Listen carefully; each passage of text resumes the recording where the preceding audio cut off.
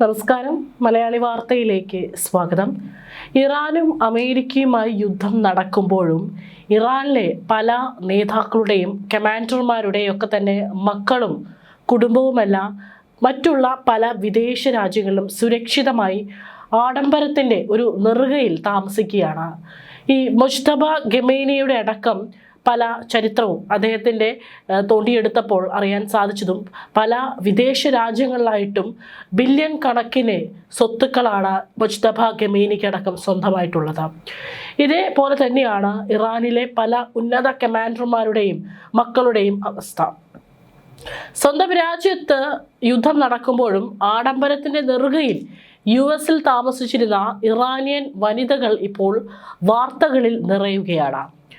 Designer വസ്ത്രങ്ങൾ ധരിച്ച് പ്രത്യക്ഷപ്പെട്ടിരുന്ന ഹമീദ് സുലൈമാനി അഷ്റഫും മകൾ സാരിന സാദത്ത് ഹുസൈനിയുമാണ് വാർത്തകളിൽ നിറയുന്നത്. അന്തരിച്ച ഇറാനിയൻ സൈനിക കമാൻഡർ ഖാസിം സുലൈമാനിയുടെ സഹോദര പുത്രിയാണ് ഹമീദ് സുലൈമാനി അഫ്ഷർ.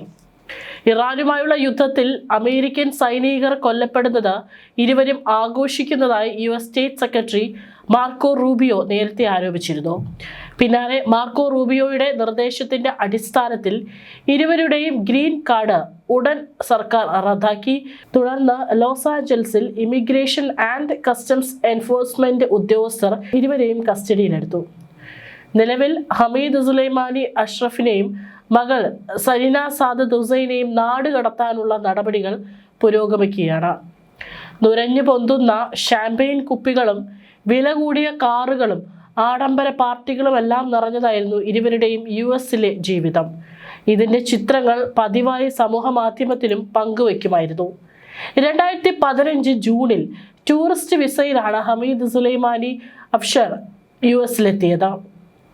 വ്യത്യസ്തമായ സ്വർണ്ണാഭരണങ്ങൾ ധരിച്ച ചിത്രങ്ങളും ഹെലികോപ്റ്ററുകളിൽ വിശ്രമിക്കുന്ന ചിത്രങ്ങളും പതിവായി ഹമീദ് പങ്കുവെക്കുമായിരുന്നു.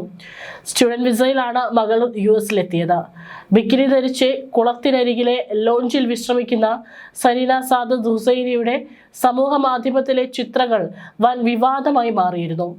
സ്ത്രീകളുടെ വസ്ത്രധാരണത്തിൽ കടുത്ത നിബന്ധനകളുള്ള ഇറാനിലെ നയത്തിന് വിരുദ്ധമാണ് അന്തരിച്ച ഇറാനിയൻ സൈനിക കമാൻഡർ ഖാസിം സുലൈമാനിയുടെ ബന്ധുവിൻ്റെ പ്രവർത്തനമെന്നായിരുന്നു വിവാദത്തിന് കാരണം. ഇറാനിലെ ഏറ്റവും ശക്തനായ സൈനിക നേതാക്കളിൽ ഒരാളായിരുന്നു ഖാസിം സുലൈമാനി.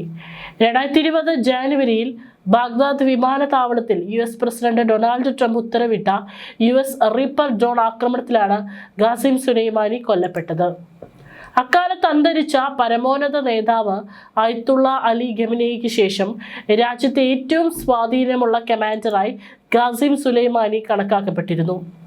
20കളുടെ തുടക്കത്തിൽ ഇസ്ലാമിക് റവല്യൂഷണറി ഗാർഡ്സ് കോർപ്സിൽ ചേർന്ന ശേഷം അമേരിക്കയ്ക്കും ഇസ്രായേലിനുമെതിരെ നിരന്തരം ആക്രമണങ്ങൾക്ക് നേതൃത്വം നൽകിയെന്ന് കരുതപ്പെടുന്ന വ്യക്തിയാണ് ഖാസിം സുലൈമാനി. 2019 US-ൽ ഇരുവരും അഭയം ലഭിച്ചത്. 2021 അമ്മയ്ക്കും 2023 മകൾക്കും ബൈഡൻ ഭരണകൂടത്തിന് കീഴിൽ ഗ്രീൻ കാർഡ് ലഭിച്ചിരുന്നു.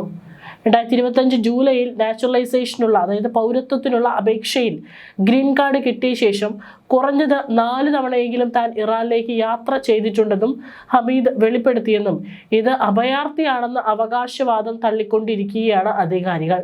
ഹമീദ് ഭർത്താവിന് US-ൽ പ്രവേശനത്തിൽ നിന്ന് വിലക്ക് ഏർപ്പെടുത്തിയതായും സ്റ്റേറ്റ് ഡിപ്പാർട്ട്മെന്റ് അറിയിച്ചു. ഏതായാലും പല ഇത്തരത്തിലുള്ള ഉന്നത നേതാക്കളുടെയും ഉന്നത കമാൻഡർമാരുടെയും മക്കളും കുടുംബവും യുദ്ധം ഭയന്നോ അല്ലെങ്കിൽ അതിനു മുൻപോ സ്വന്തം രാജ്യത്തു നിന്ന് വിദേശ രാജ്യങ്ങളിൽ ഇപ്പോൾ ആഡംബരത്തിൻ്റെ നെറുകയിൽ താമസിക്കുകയാണെന്നുള്ള റിപ്പോർട്ടുകൾ പുറത്തു വരുന്നുണ്ട്. അതേസമയം പശ്ചിമേഷ്യയിൽ ആഴ്ചകൾ നീണ്ട യുദ്ധത്തിന് വിരാമമിട്ട് പ്രഖ്യാപിച്ച വെടിനിർത്തൽ കരാർ തകർച്ചയുടെ വക്കിലെന്ന് റിപ്പോർട്ടുകൾ. കരാർ വ്യവസ്ഥകൾ ലംഘിച്ച് ലെബനനിൽ ഇസ്രായേൽ ബോംബാക്രമണം തുടരുന്നതും ഹോർമസ് കടലിടുക്കിൽ ഇറാൻ ഉപരോധം പൂർണ്ണ തോതിൽ നീക്കാത്തതും മേഖലയെ വീണ്ടും യുദ്ധഭീതിയിലാഴ്ത്തിയിരിക്കുകയാണ്. ഇറാൻ തങ്ങളുമായുള്ള ധാരണകൾ ലംഘിക്കുകയാണെന്ന് അമേരിക്കൻ പ്രസിഡന്റ് ഡൊണാൾഡ് ട്രംപ് പരസ്യമായി ആരോപിച്ചു. ഹോർമസ് കടലിടുക്കിലൂടെ എണ്ണക്കപ്പലുകൾ കടത്തിവിടുന്നതിൽ ഇറാൻ വീഴ്ച വരുത്തുകയാണെന്നും ട്രംപ് കുറ്റപ്പെടുത്തി. ഇറാൻ ചെയ്യുന്നത് അന്തസ്സില്ലാത്ത പ്രവൃത്തിയാണെന്നും ഇത് തങ്ങൾ തമ്മിലുള്ള കരാറിലെ വ്യവസ്ഥയല്ലെന്നും അദ്ദേഹം സോഷ്യൽ മീഡിയയിലൂടെ പ്രതികരിച്ചു. ഇസ്രായേൽ ആക്രമണത്തിൽ കൊല്ലപ്പെട്ടവരുടെ ബ്ലഡ് മണി നൽകണമെന്നും ഇറാന്റെ പുതിയ പരമോന്നത നേതാവ് അയത്തുള്ള മുജ്തബ ഖമേനി ആവശ്യപ്പെട്ടു. ക്രിമിനൽ ആക്രമണത്തിലൂടെ ഉണ്ടായ നാശനഷ്ടങ്ങൾക്ക് നഷ്ടപരിഹാരം നൽകാതെ വിട്ടുവീഴ്ചയില്ലെന്നാണ് ഇറാന്റെ നിലപാട്. വെടിനിർത്തൽ പ്രഖ്യാപിച്ചിട്ടും ലെബനനിൽ ഹിസ്ബുള്ള കേന്ദ്രങ്ങൾക്ക് നേരെ ഇസ്രായേൽ ആക്രമണം തുടരുകയാണ്. ഹിസ്ബുള്ളയെ നിരായുധരാക്കും വരെ പിന്മാറില്ലെന്ന് പ്രധാനമന്ത്രി ബെഞ്ചമിൻ നെതന്യാഹു പ്രഖ്യാപിച്ചു. തിരിച്ചടിയായി ഇസ്രായേലിലെ ഹൈഫ നഗരത്തിലേക്ക് ഹിസ്ബുള്ള റോക്കറ്റുകൾ തൊടുത്തു. ഹോർമുസ് കടലിടുക്കിലൂടെയുള്ള എണ്ണക്കപ്പലുകൾക്ക് ഇറാൻ വൻ തുക ടോൾ ആവശ്യപ്പെടുന്നതായി റിപ്പോർട്ടുകളുണ്ട്. ലോകത്തെ എണ്ണ വിതരണത്തിന്റെ 20% കടന്നു പോകുന്ന ഈ പാത തടസ്സപ്പെട്ടതോടെ ആഗോള എണ്ണവില കുതിച്ചുയരുകയാണ്. അതിനിടെ കുവൈറ്റിലെ നാഷണൽ ഗാർഡ് കേന്ദ്രങ്ങൾക്ക് നേരെ ഇറാൻ അനുകൂലികൾ ഡ്രോൺ ആക്രമണം നടത്തിയതായും റിപ്പോർട്ടുകളുണ്ട്.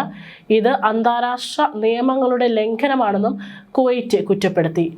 അടുത്ത ആഴ്ച വാഷിംഗ്ടണിൽ വെച്ച് ഇസ്രായേലും ലെബനനും നേരിട്ടുള്ള ചർച്ചകൾ നടത്താൻ തീരുമാനിച്ചിട്ടുണ്ട്. അമേരിക്കയുടെ മധ്യസ്ഥതയിൽ നടക്കുന്ന ഈ ചർച്ചകളിൽ സമാധാനം പുനഃസ്ഥാപിക്കാനാകുമെന്ന പ്രതീക്ഷയിലാണ് നയതന്ത്ര ലോകം. എന്നാൽ ഇരുപക്ഷവും വിട്ടുവീഴ്ചയില്ലാത്ത നിലപാടുകൾ തുടരുന്നതും വെടിനിർത്തലിന്റെ ആയുസ് കുറയ്ക്കുകയാണ്. അതേസമയം ഇസ്രായേൽ ആക്രമണങ്ങളിൽ കൊല്ലപ്പെട്ടവരുടെ ബ്ലഡ് മണി നൽകാതെ പിന്മാറില്ലെന്നാണ് ഉറച്ച നിലപാടിൽ തന്നെയാണ് ഇറാൻ ഇപ്പോൾ ഉള്ളത്. അമേരിക്കയും ഇസ്രായേലും ക്രിമിനൽ അഗ്രസേഴ്സ് എന്നാണ് അദ്ദേഹം വിശേഷിപ്പിച്ചത്. യുദ്ധത്തിൽ മരിച്ച രക്തസാക്ഷികൾക്കും പരിക്കേറ്റവർക്കും അർഹമായ നഷ്ടപരിഹാരം നൽകാതെ ഒരു തരത്തിലുള്ള വിട്ടുവീഴ്ചയ്ക്കും ഇറാൻ തയ്യാറല്ലെന്ന സൂചനയാണ് ഇതിലൂടെ ലഭിക്കുന്നത്. ലെബനന്റെ അതിർത്തികളിൽ ഇസ്രായേൽ സൈന്യം നടത്തുന്ന ബോംബാക്രമണം ഇപ്പോഴും ശമനമില്ലാതെ തുടരുകയാണ്. ഹിസ്ബുള്ള കേന്ദ്രങ്ങളെ ലക്ഷ്യമിട്ടാണ് ആക്രമണമെന്ന് ഇസ്രായേൽ അവകാശപ്പെടുമ്പോഴും നിരവധി സാധാരണക്കാർ കൊല്ലപ്പെടുകയും പരിക്കേൽക്കുകയും ചെയ്യുന്നതായാണ് റിപ്പോർട്ടുകൾ. ഹിസ്ബുള്ളയെ നിരായുധരാക്കുന്നതുവരെ തങ്ങളുടെ പോരാട്ടം തുടരുമെന്നും ശക്തിയോടെ തിരിച്ചടിക്കുമെന്നും ഇസ്രായേൽ പ്രധാനമന്ത്രി ബെഞ്ചമിൻ നെതന്യാഹു വ്യക്തമാക്കിയിട്ടുണ്ട്. മേഖലയിലെ സംഘർഷം കുവൈറ്റിലേക്കും വ്യാപിക്കുന്നതായുള്ള സൂചനകളാണ് പുറത്തുവരുന്നത്. കുവൈറ്റിലെ നാഷണൽ ഗാർഡ് കേന്ദ്രങ്ങൾക്ക് നേരെ ഇറാൻ അനുകൂലികൾ ഡ്രോൺ ആക്രമണം നടത്തിയതായും കുവൈറ്റ് വിദേശകാര്യ മന്ത്രാലയം ആരോപിച്ചു. ഇത് തങ്ങളുടെ പരമാധികാരത്തിന്മേലുള്ള കടന്നുകയറ്റമാണെന്നും അന്താരാഷ്ട്ര സമൂഹം ഇടപെടണമെന്നും കുവൈറ്റ് ആവശ്യപ്പെട്ടു. ഇറാൻ ഈ ആക്രമണത്തിന്റെ ഉത്തരവാദിത്തം ഏറ്റെടുത്തിട്ടില്ലെങ്കിലും മേഖലയിലെ സ്ഥിതിഗതികൾ കൂടുതൽ സങ്കീർണമാകാൻ ഇത് കാരണമായി. ഇസ്രായേലും ലെബനനും തമ്മിൽ അടുത്ത ആഴ്ച വാഷിംഗ്ടണിൽ ചർച്ച നടത്താൻ തീരുമാനിച്ചിട്ടുണ്ട്. അമേരിക്കൻ പ്രതിനിധികളുടെ സാന്നിധ്യത്തിൽ നടക്കുന്ന ഈ ചർച്ചയിൽ സമാധാന കരാറിലെ അവ്യക്തതകൾ പരിഹരിക്കാൻ കഴിയുമെന്നാണ് വൈറ്റ് ഹൗസ് പ്രതീക്ഷിക്കുന്നത്.